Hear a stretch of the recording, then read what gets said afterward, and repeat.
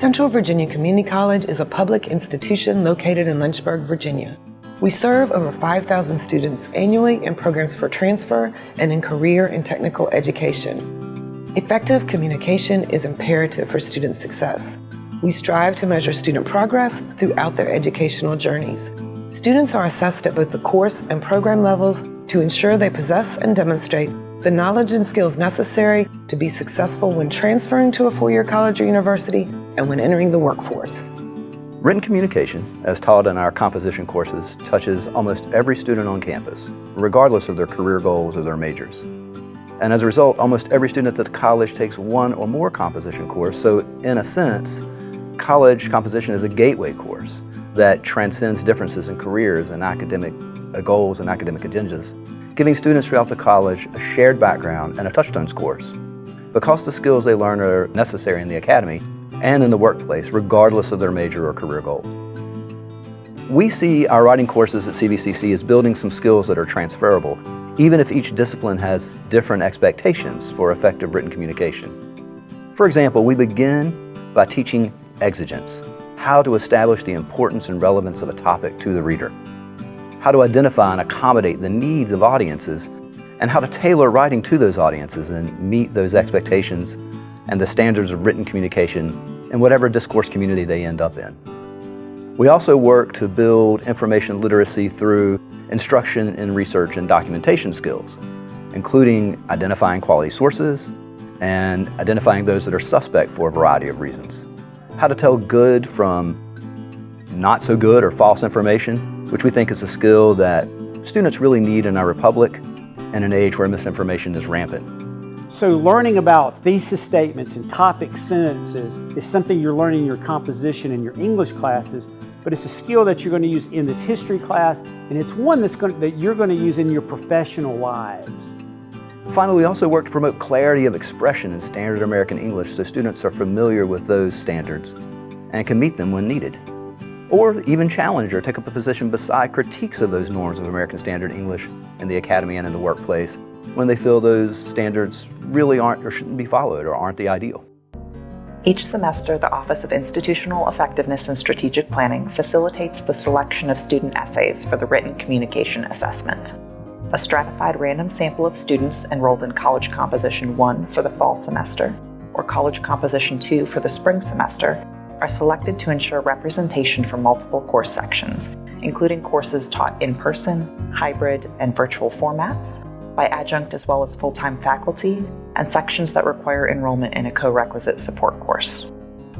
Well, years ago when we began working with the Big Read, we had a very different grading rubric, and it's one that focused a lot on argumentation and the skills and the techniques and the elements of argumentation.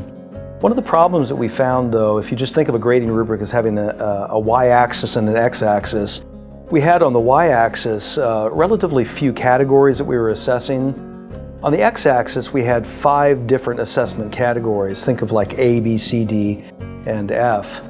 And we sort of engaged a paradigm shift a little bit by looking at completely redesigning the grading rubric to emphasize more the skill sets that make up academic writing.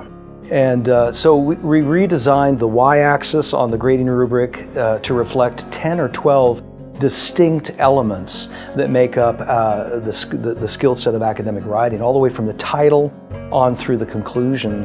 And we reduced the number of categories of assessment to 3. And if you think about that, when you're grading a big stack of papers, it can get a little mind-numbing after a while. And it's hard to determine, well, is this a C+ or a B-? And those fine distinctions become more difficult.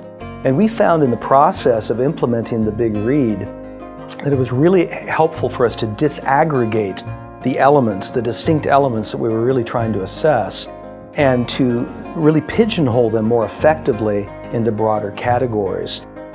We've been pleased with that change in the approach that we've taken, and the data that we get is really more actionable for us. We're able to see across the spectrum of our students what skill sets they're excelling in, which ones they're improving in over time, which ones we need to pay more attention to collectively.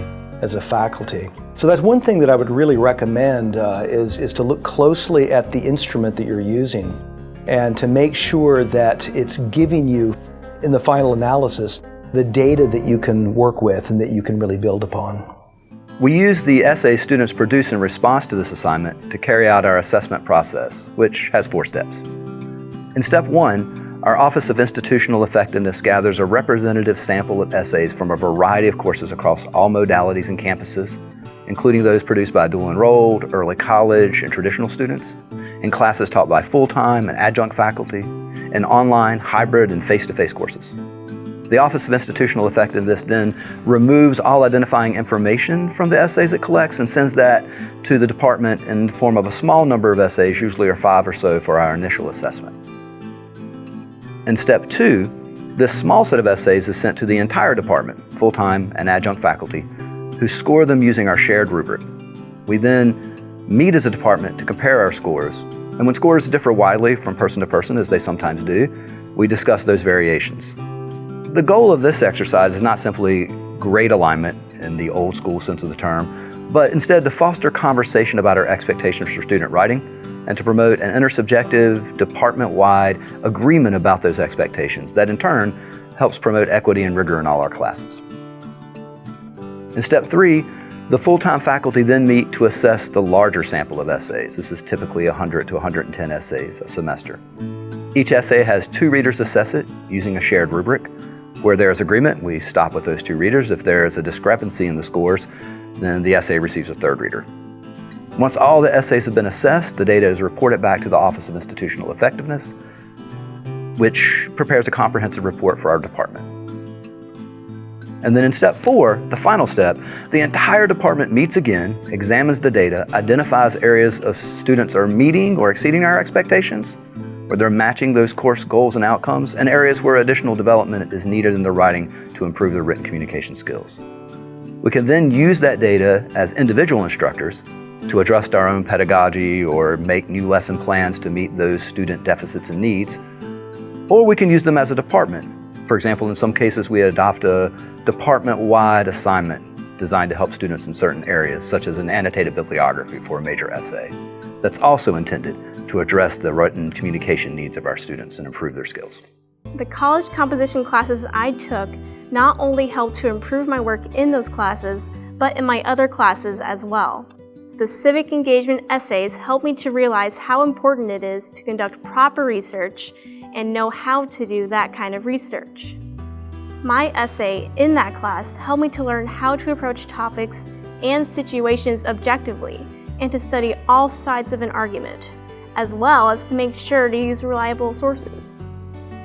I found, after taking those courses, I was able to write more effectively and present my side more objectively and persuasively. As a history major, a strong focus of my field will be to study sources and apply critical thinking to analysis of the past, present, and to make projections about the future. But thanks to my college composition courses, I already have experience with those skills.